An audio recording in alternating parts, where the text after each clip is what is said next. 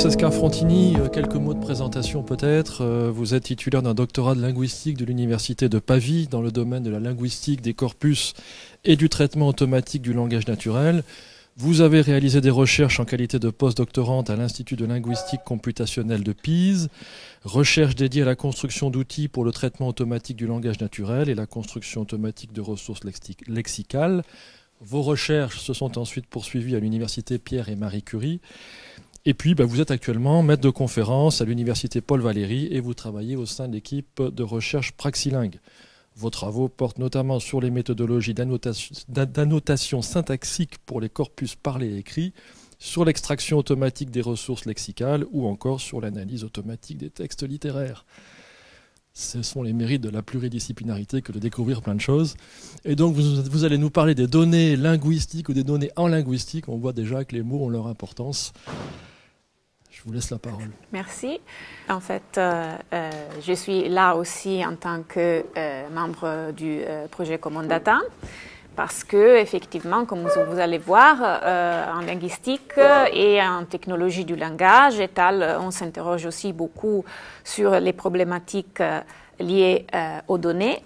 Et donc, effectivement, les projets Common Data me paraissaient une très bonne occasion d'échanger avec des chercheurs d'autres disciplines. Donc, j'ai voulu garder cette ambiguïté, données en linguistique, données linguistiques, parce qu'en fait, vous allez voir que, effectivement, les deux choses ne sont pas tout à fait superimposables. Alors, quand je parle avec des personnes qui sont un peu hors de ma discipline, l'image du linguiste peut-être qui se présente, c'est celle du linguiste sur le terrain. Et dans ces cas, il faut aussi peut-être souligner que, effectivement, ce n'est pas tout à fait incorrect. C'est-à-dire qu'il y a une bonne partie des linguistes qui travaillent à juste titre sur le terrain pour documenter des langues et des pratiques langagères, des variétés linguistiques, et tout en sachant qu'à ce moment-là, 50% peut-être, ou même plus, des langues existantes est en danger d'extinction. Et ceci dit, on peut se demander qu'est-ce que les linguistes, en ce cas, est en train de faire exactement. Il est en train de récolter des données, mais quel type de données? Alors, quand on parle des données primaires, en fait, en linguistique, la situation est beaucoup plus complexe. Alors, moi aussi, j'ai voulu faire un petit schéma. J'ai pas mis le cycle de vie. En gros, notre cycle de vie n'est pas très différent de ceux qui ont été présentés jusqu'ici. Mais bon, on peut schématiser l'acquisition des données avec l'image d'un informateur qui produit de l'information linguistique, qui est la source de l'information linguistique, que la linguiste récolte de quelque manière, et qui va après produire une sorte d'analyse, qui pourrait être une grammaire, un dictionnaire ou quoi autre. En fait, déjà, les choses se compliquent parce qu'il y a toute une partie de la linguistique dans laquelle, en fait, l'informateur et le linguiste, c'est la même personne. C'est-à-dire, le linguiste, en fait, utilise sa compétence de sa langue maternelle, l'introspection, on dirait avec des termes un peu anciens, et produit après de la connaissance linguistique structurée. Cette approche est de plus en plus remise en question et c'est peut-être un peu remplacée par l'observation des données authentiques. Alors, voici quelques exemples.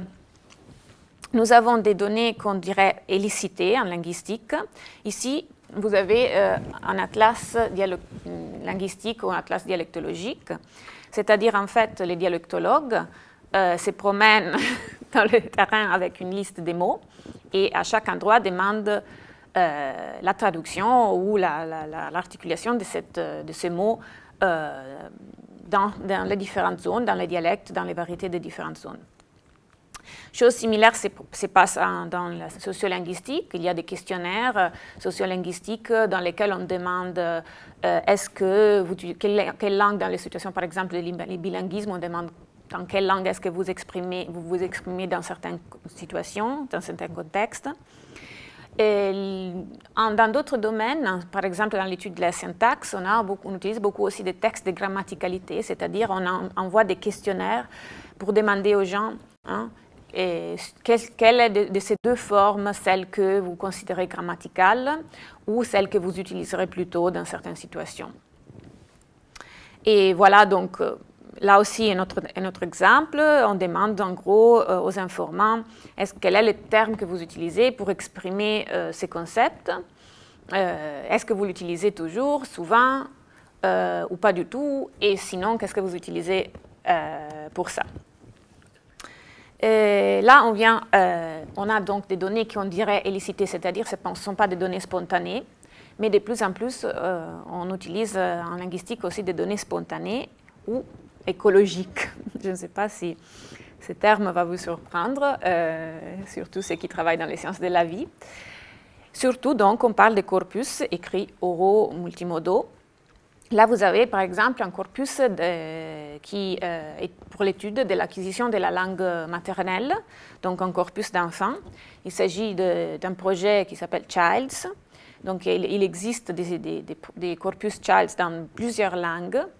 Et ce sont des données spontanées dans le sens que, évidemment, l'enfant doit apprendre à coexister avec une caméra qui se trouve dans la pièce, ce qui n'est pas évident. Mais petit à petit, l'interaction devient normale et donc on considère que ces données sont des données spontanées.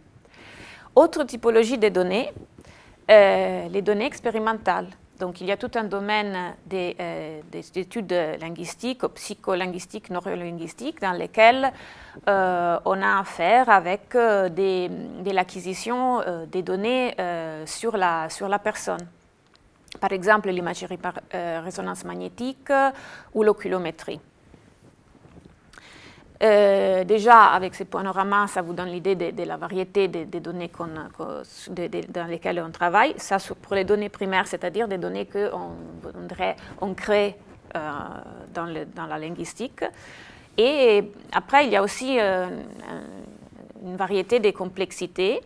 Donc, les linguistes classiques à l'ancienne pourraient travailler avec des glosses grammaticales, donc des choses très simples, des phrases qui sont après annotées dans un métalangage. Ici, vous voyez, c'est des phrases en français qui sont annotées dans une sorte de métalangage pseudo-anglais et traduites en anglais. Donc, le deuxième exemple, c'est en fait de l'allemand, pour montrer le fonctionnement de certaines fonctions grammaticales ou syntaxiques ou sémantiques. De l'autre côté, du niveau de complexité, on trouve maintenant des données multimodales annotées à plusieurs niveaux, sur la trace audio ou même vidéo et sur la trace en transcription, et qui ne peuvent être utilisées qu'à travers des instruments assez complexes qui peuvent permettre de gérer toute cette information et de l'utiliser en même temps. Donc là, vous avez, je pense que c'est le logiciel Elan qui permet de gérer un corpus, la vidéo, la trace audio et la transcription et différents niveaux d'annotation en même temps. Donc, on commence à parler d'annotation, donc des données secondaires. Et en fait, en recherchant pour cette présentation, j'ai trouvé un papier qui est assez intéressant de Christian Lehmann, qui s'appelle Data in Linguistics, c'est de 2005, mais je pense que c'est assez intéressant. Il y a une réflexion très, très intéressante sur les données en général et en linguistique. Et il donne cet exemple pour montrer que l'analyse d'une personne peut devenir la donnée d'une autre personne, ce qui nous amène au concept de réutilisation des données qu'on a déjà commencé à voir. Donc, un linguiste produit un enregistrement et en fait une transcription. Donc, l'enregistrement sera sa donnée et la transcription son analyse. Un deuxième linguiste B prend la transcription, en fait une grammaire. Donc, la transcription, c'est son donnée. La grammaire, ce sera son analyse ou son produit résultat. Le troisième linguiste prend plusieurs grammaires, fait des comparaisons sur un certain phénomène tel que, par exemple, la structure de la phrase, et en tire des conclusions sur la typologie de la structure de la phrase, qui est donc sa donnée à lui, son analyse à lui. Et donc, nous, en linguistique aussi, il se pose le problème d'accéder aux données des autres pour pouvoir les réutiliser. Je pense que dans notre cas, ce n'est pas... c'est assez commun, je dirais, de ne pas recommencer tout à zéro, d'essayer de réutiliser les données des autres. Mais évidemment, ce n'est pas aussi simple que ça. Le travail est long et difficile pour rendre les données accessibles et utilisables. En particulier, comme on parle de la notation, hein, il y a toute une discussion sur les formats. Hein. Donc, il s'agit de deux typologies de formats d'annotation différents. Donc, quand on produit un corpus, on veut ajouter de l'information linguistique explicite pour pouvoir exploiter ce corpus. On peut le faire avec des différents formats du point de vue syntaxique, par exemple un format en XML par rapport à un format en colonne. Mais aussi, il y a le problème de l'interopérabilité sémantique, c'est-à-dire quelles sont les catégories qu'on utilise, qu'on rajoute dans les textes, et est-ce qu'on est d'accord sur les étiquettes qu'on utilise. Par exemple, un exemple concret, c'est l'exemple de l'analyse syntaxique, donc de ce que nous, en linguistique, on parle, disons, c'est un arbre syntaxique. Hein. Et l'arbre syntaxique a un formalisme qui nous permet de rendre explicites les relations entre les éléments de la phrase. Et si on produit beaucoup d'annotations de ce type, on peut effectivement produire ce qu'on appelle un corpus arboré ou une tree bank, qui après on peut utiliser pour l'étude de la langue avec des visualisations de ce type. En même temps, ces corpus arborés peuvent avoir différentes fonctions. Par exemple, vous avez, pour donner un exemple concret, vous avez à un moment donné, dans les années 90, des équipes qui ont obtenu le droit d'exploiter le Wall Street Journal pour en tirer un corpus pour l'étude de la langue, de l'anglais américain, c'est le Brown Corpus. Et une partie de ce Brown Corpus a été en fait annotée avec de l'information syntaxique explicite, donc transformée en tree bank. Et finalement, qu'est-ce qui se passe? Quelqu'un d'autre a utilisé ces corpus arborés pour faire du traitement automatique de la langue naturelle, pour revenir à ce qu'on a dit ce matin, pour entraîner des algorithmes d'apprentissage automatique qui sont capables après de reproduire cette annotation de manière automatique sur des textes nouveaux. Donc, quelque chose qui à la base était fait pour l'étude de la langue est devenu quelque chose qu'on utilise aussi dans un domaine de l'informatique pour les technologies du langage. En linguistique aussi, de plus en plus, on est disons, on est entré dans la phase de la connaissance liée et structurée. Donc, par exemple, moi, je m'occupe un peu aussi, entre autres, des bases des connaissances lexicographiques. Qu'est-ce qu'on peut faire? On peut créer une base de connaissances lexicographiques à partir de la numérisation d'une base existante, par exemple en papier, un dictionnaire. On peut rajouter de la compétence lexicographique d'une équipe de lexicographes. On peut aussi construire des ressources lexicographiques à partir de l'analyse des corpus de manière semi-automatique. Et après, du moment qu'on a cette base de connaissances lexicographiques, on peut l'utiliser pour annoter des corpus aussi d'autres équipes, d'autres chercheurs, pour se lier avec d'autres bases lexicographiques et finalement pour faire ce qu'on dit de plus en plus, pour lexicaliser des ontologies formelles ou des bases terminologiques. Donc, si vous avez quelque chose comme AgroVoc, hein, on peut lier les concepts AgroVoc à des lexiques des différentes langues pour avoir la traduction dans chaque langue de ces concepts. Donc, ce qui veut dire, en gros, que nous aussi, on s'est construit un peu notre petite niche dans dans le web sémantique, c'est que nous, on appelle la Linguistic Linked Open Data Cloud. Ça, c'est une partie du web sémantique qui, grosso modo, est dédiée, concerne les données linguistiques. Donc, dans l'histoire de la linguistique de Saussure à Chomsky jusqu'à John Sinclair, qui est la personne qui a un peu créé cette idée d'utilisation systématique du corpus en linguistique.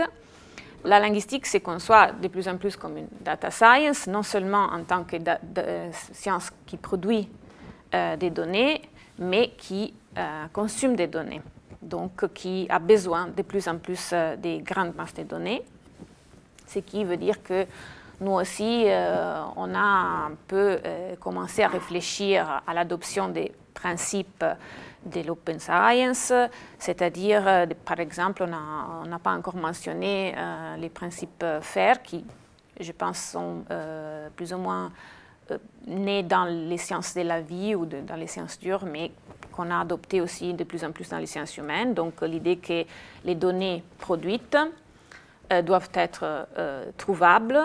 Je ne sais pas si on peut dire ça, mais bon, c'est un peu les concepts, accessibles, interopérables et réutilisables. Évidemment, tout le monde veut réutiliser les données des autres, mais c'est difficile de faire l'effort de rendre les propres données réutilisables.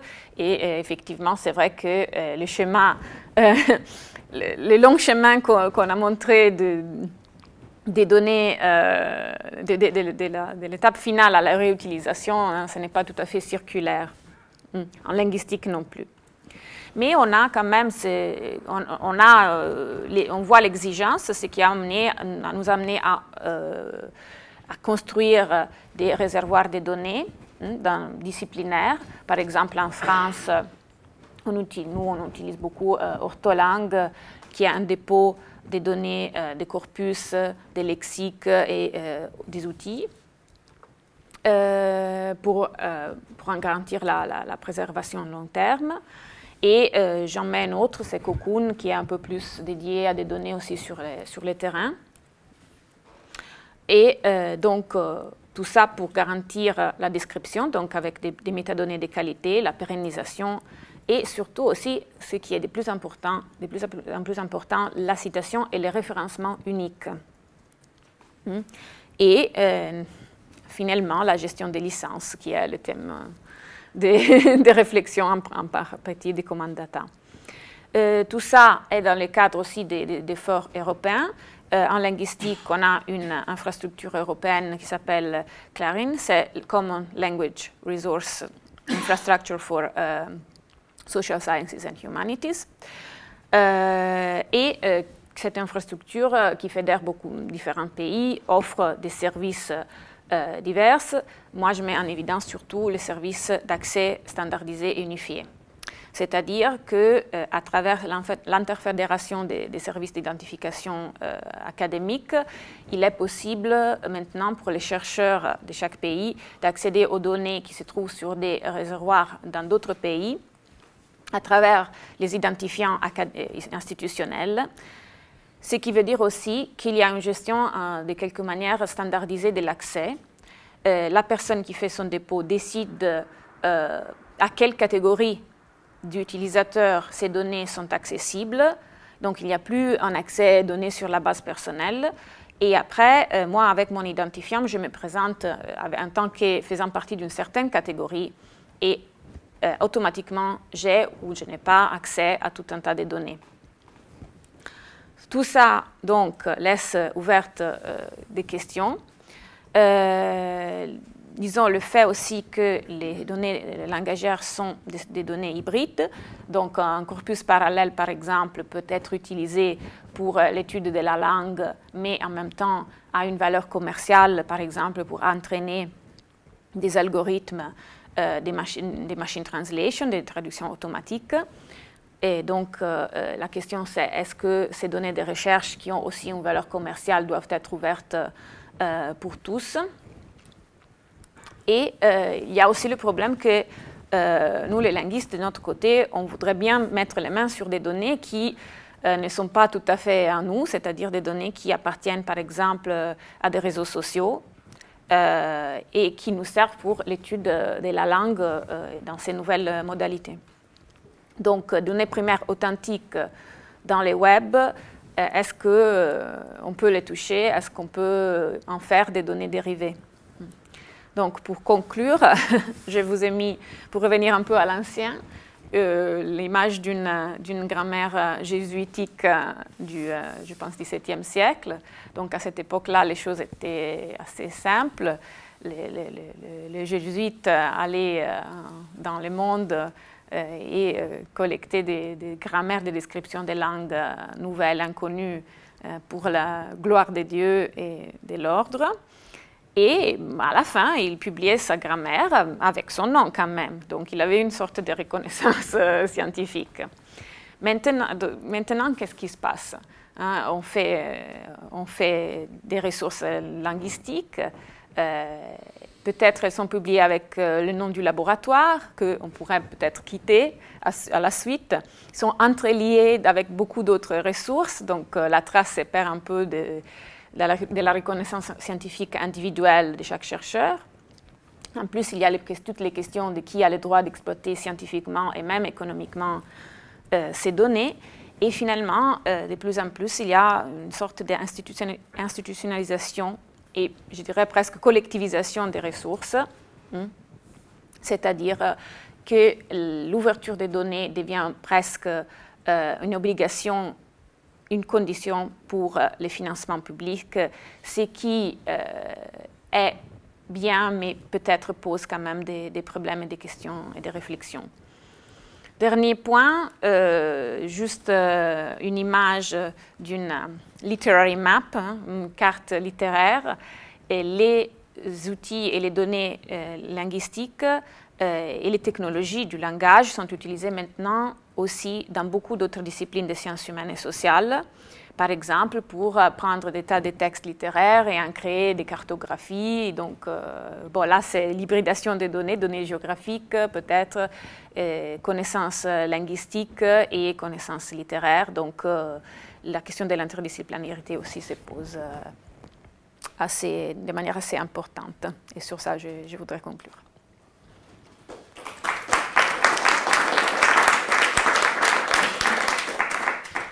C'est peut-être moi qui vais inaugurer la séquence des questions. Tu as un peu évoqué la question des corpus, de l'autorialité, on peut peut-être le dire comme ça, des corpus comme étant un point un peu délicat. Tu pourrais nous en dire plus peut-être sur ce sujet? C'est ressenti vraiment par les chercheurs comme un point clé d'avoir leur nom associé à cette étape-là de la recherche aussi? Je pense que de plus en plus, notamment pour le fait que ce sont, disons que la citation des ressources devient, le fait qu'une ressource a été réutilisée par d'autres, devient une sorte d'index d'évaluation aussi. Donc, il est vrai que ça pourrait avoir un impact aussi sur la carrière, sur les financements. Donc, pouvoir avoir la reconnaissance scientifique pour le travail qu'on a fait sur les données est quelque chose que je trouve de plus en plus ressenti dans la communauté. Juste une petite question. Est-ce que j'ai le droit de vous parler? Parce que je vais utiliser un mot qui est peut-être protégé, que vous n'avez pas le droit de me dire. Moi, j'avais l'impression que le langage entre les hommes, c'était la base. Alors, si aujourd'hui, on se met à avoir des problèmes de propriété linguistique, alors je sais très bien, mon ennemi numéro 1 est le président d'Unicode. Et j'ai Mark Davis, un bon copain. J'ai l'intention de faire un essai de diffusion, de dissémination du savoir par rapport à la connaissance, qui est simplement de mettre la norme Unicode, ISO 10646, en savoir commun sur Internet. C'est-à-dire que n'importe qui, à partir de son portable, puisse savoir si son fichier local est à jour. La position de Mark Davis étant actuellement que pour avoir le fichier local, c'est pas difficile, on le télécharge du IANA, et si Mark Davis change une ligne dans toutes les routines linguistiques du monde, il effondre l'Internet parce que tout le monde va se retrouver à vouloir télécharger son fichier local. Ce que je voudrais savoir, c'est au point de vue légal, au point de vue juridique, qu'est-ce qui se passe? Je vais en tôle?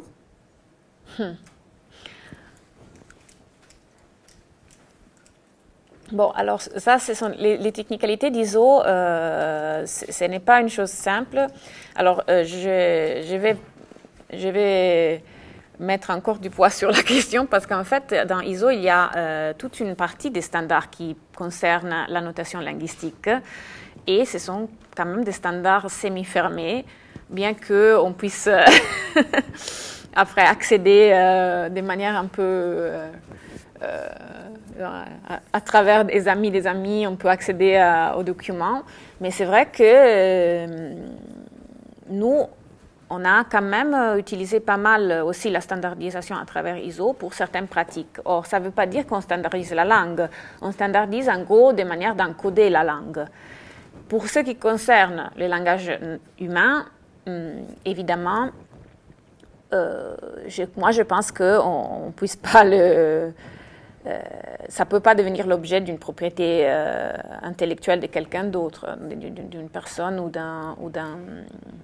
d'un chercheur ou d'un groupe. Mais bon, là, il faut voir concrètement comment est-ce qu'on le cale dans les questions plus juridiques, ce qui est l'objet de notre projet. Je peux peut-être donner un renseignement qui vient d'une vie antérieure où j'étais éditeur de dictionnaires. Et c'est pour ça que votre, évidemment, présentation me ravit. Je suis un ancien lexicographe dans des vies très très lointaines. Et la question pour les éditeurs de dictionnaires, donc d'éditeurs, se pose et se posait régulièrement sur des termes comme frigidaire, enfin sur tous les termes qui sont des marques lexicalisées, donc rentrées complètement dans le langage courant. Donc voilà, là il a été admis en réalité qu'à condition de citer que mobilette ou frigidaire étaient des marques déposées, rien n'interdit de décrire, évidemment, c'est-à-dire de prendre comme objet de description un terme qui est une marque protégée. Je ne sais pas si ça répond à votre question. Je veux juste apporter un complément d'information. En fait, il faut distinguer ce qui est langue et ce qui est texte. Et frigidaire, ça relève de la langue, c'est-à-dire c'est du vocabulaire, c'est isolé. Alors que la question se pose pour les textes, c'est typiquement, est-ce que les tweets sont privés ou publics? Est-ce que les SMS, enfin toutes ces problématiques qui taraudent la linguistique actuellement, qui est qu'est-ce qu'on peut faire des textes qui ont été produits par quelqu'un à des fins particulières, privées, et qu'on voudrait utiliser dans d'autres circonstances. J'avais une autre remarque à faire, mais enfin sur le coût exorbitant, c'est-à-dire bon, j'en reviendrai plus tard. En fait, je voulais teaser un peu ma présentation de cet après-midi, mais c'est pas nécessaire puisque j'ai aussi parlé d'information linguistique. Merci Mathieu. J'enchaîne aussi puisque nous avons récolté un grand corpus de SMS authentiques en 2011. Le corpus s'appelle 88 000 MIL SMS, donc si ça vous intéresse, vous pouvez aller le télécharger. Donc effectivement, la précision entre langue et texte, c'est important. Donc les données étaient authentiques. Il fallait donc les anonymiser, puisque les donateurs de SMS, comme on les appelait, nous les envoyaient. Et ce travail a été fait main dans la main avec notre service juridique et notre correspondant SIL, notre correspondant informatique et liberté de l'université de Paul Valéry de Montpellier 3. Donc, juste pour une précision, les gens, évidemment, pouvaient se rétracter entre le moment de la collecte, qui a duré 3 mois, et le moment de la fin de l'anonymisation, qui, entre parenthèses, a pris 21 mois, parce que c'était extrêmement lent. On a eu des étudiants en informatique qui nous ont fait un logiciel d'anonymisation semi-automatique, mais il fallait quand même lire et relire tous les SMS pour vérifier qu'il n'y avait rien d'illicite.